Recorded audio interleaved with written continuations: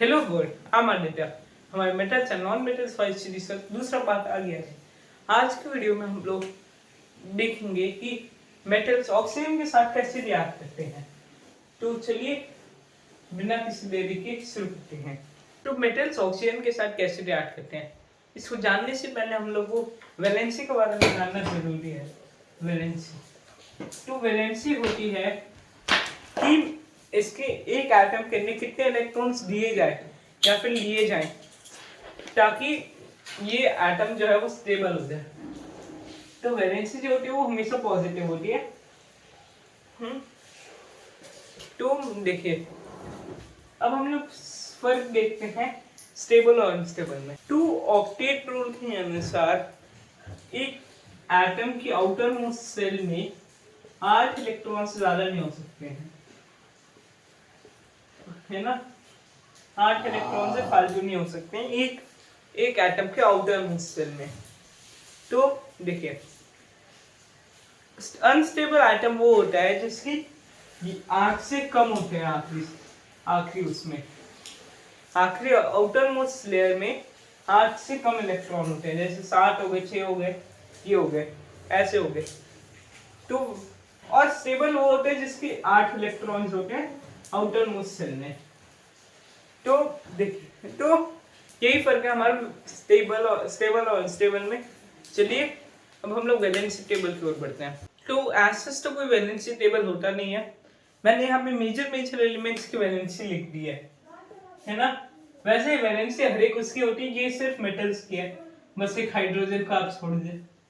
Hydrogen के बारे में मैंने आपको पहले बता रखा है कि हाइड्रोजन जो है वो अपना मजे से रहता है। तो बस एक प्रोटॉन और एक इलेक्ट्रॉन है। या तो इलेक्ट्रॉन ले छोड़ देगा या तो एक इलेक्ट्रॉन ले लेगा और स्टेबल बन जाएगा। तो देखिए पोटेशियम की 1 है वैलेंसी, एक इलेक्ट्रॉन वो देगा तब स्टेबल हो जाएगा। सोडियम की 1 है, कैल्शियम की 2 है, मैग्नीशियम की भी 2 है, एल्यूमिनियम की 3 है, जिंक की 2 है। अब आयरन वाले में आप फंस जाएंगे। आयरन में है ये +2 या फिर +3। तो इसका मतलब है कि आयरन जो है वो 2 स्टेट्स में एग्जिस्ट कर सकता है, यानी कि वो उसका ऐसे भी हो सकता है कि उसके 2 इलेक्ट्रॉन्स हट जाए तब वो स्टेबल हो जाए, या फिर 3 इलेक्ट्रॉन्स हट जाए तब स्टेबल हो जाए।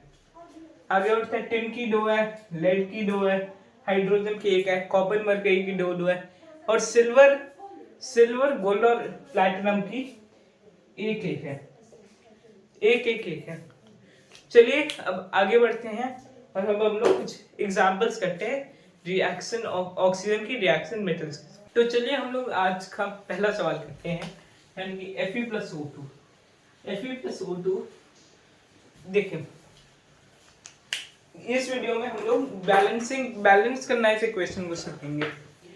तो Fe+O2 आप में से बहुत सारे लोगों को पता होगा कि होता है ये Fe2O3। तो मुझसे गलती से वैलेंसी टेबल जो है वो हल्दी हो गई है, लेकिन कोई बात नहीं। अब आप में से बहुत सारे लोग सोच रहे होंगे कि Fe+O2 Fe2O3 क्यों हुआ। तो यहाँ पे हम लोग वैलेंसी की ओर बढ़ेंगे। तो आयरन की वैलेंसी कितनी होती है? 3, 2 या फिर 3। तो हम लोग बड़े वाले को लेते हैं तो 3 हो जाएंगे। और ऑक्सीजन की कितनी वैलेंसी होती है? 2। देखिए ऑक्सीजन की वैलेंसी आपको पता होनी चाहिए, ये होती है 2 ऑक्सीजन की वैलेंसी, है ना।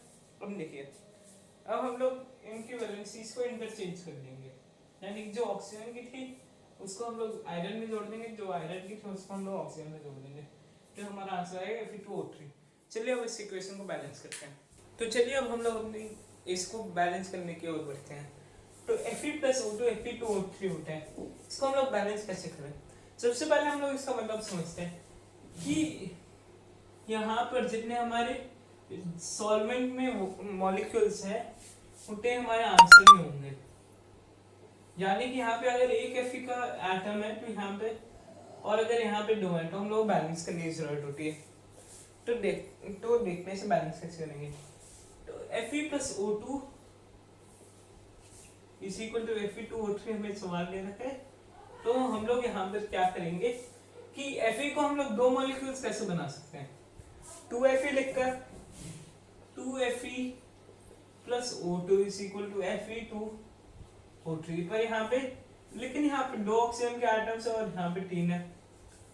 तो अब हम लोग क्या करेंगे कि हल्की से मैथ्स लाएंगे यहाँ पे। तो हम लोग एलसीएम निकाल लेंगे इन दोनों का, 2 और 3 का एलसीएम का टोटल 6, यानी कि हम लोग इन टोटल 6 एटम्स रख लेंगे इनके। तो ये तो जाए 2Fe प्लस 6 बस plus 3O2 is equal to, अब देखिए हम लोग इसके साथ तो खिलवाड़ नहीं कर सकते, आंसर जो है एकदम स्टेबल है। तो हम लोग क्या करेंगे कि इसको कैसे भी करके हम लोग 6 बनाना है, तो हम लोग इसका आगे 2 लगा देंगे। तो कुल मिला के हमारे पास 4 आयरन के और 6 ऑक्सीजन के हो जाएंगे। तो 2Fe2O3 पर हमारे यहाँ पे तो हमारे पास सिर्फ 2 ही Fe के मॉलिक्यूल है और यहाँ पे आंसर में 4 है। तो हम लोग लेंगे 4Fe plus 3O2 is equal to 2Fe2O3। तो ये हमारा इक्वेशन बैलेंस हो गया। चलिए अब कुछ और एग्जांपल्स की ओर बढ़ते हैं। चलिए अब हम लोग अपने अगले एग्जांपल की ओर बढ़ते हैं। तो हमारा अगला एग्जांपल है Mg plus O2 is equal to MgO। तो हम लोग को अब इसे बैलेंस करना है।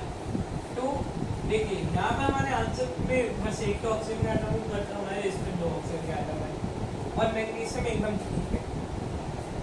तो यहाँ पे हम लोग Mg plus O2 is equal to 2MgO लिख सकते हैं, क्योंकि MgO2 तो कुछ होता नहीं, MgO2 कुछ नहीं होता, सर लोग इसे 2MgO लिख देंगे।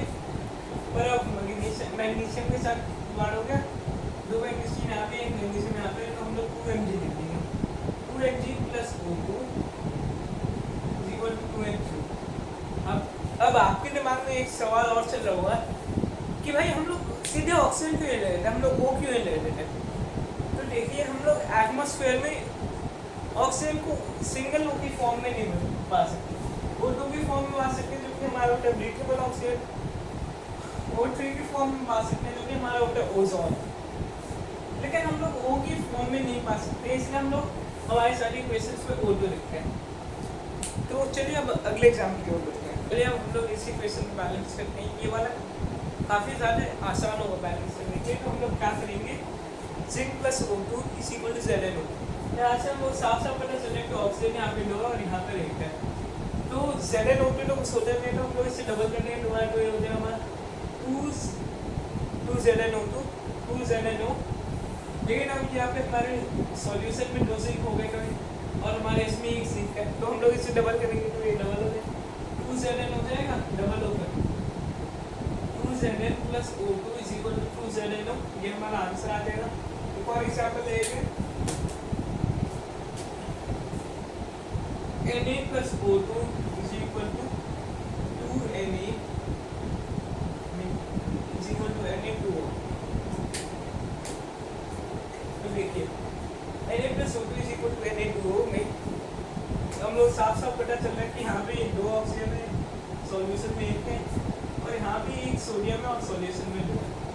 तो सबसे पहले हम लोग इसे फिक्स करते हैं। तो ये हो जाएगा सोडियम को फिक्स करना है 2Na plus O2 is equal to Na2O और हम लोग इस मॉलिक्यूल को डबल कर देंगे 2Na2O हो गया तो 2Na plus O2 is equal to 2Na2O2 Na2O गलती से O2 निकल रहा है।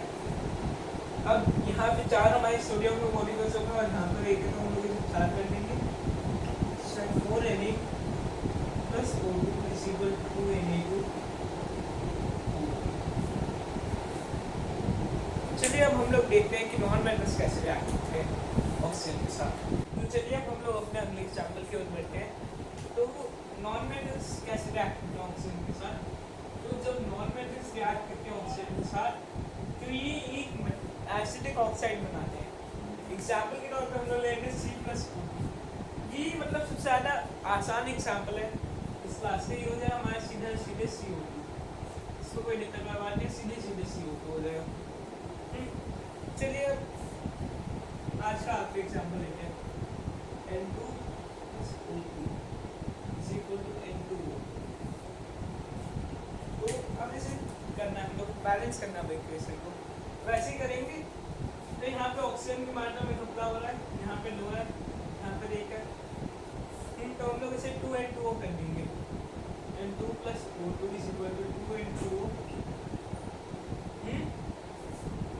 हमारे यहाँ पे 4 नाइट्रोजन के एटम्स हो गए।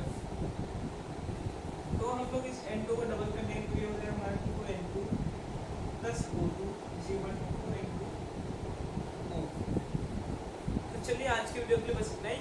अब मिलते हैं अगले वीडियो में जिसमें हम लोग सीखेंगे कि वाटर के साथ कैसे रिएक्ट करते हैं ये नॉन मेटल्स एंड और मेटल्स। तो आप चाहे सब्सक्राइब कर दीजिए, वीडियो को लाइक कर दीजिएगा और बेल आइकन दबाना बिल्कुल भी मत भूलिएगा। मिलते हैं अगले वीडियो में, तब तक के लिए जय हिंद।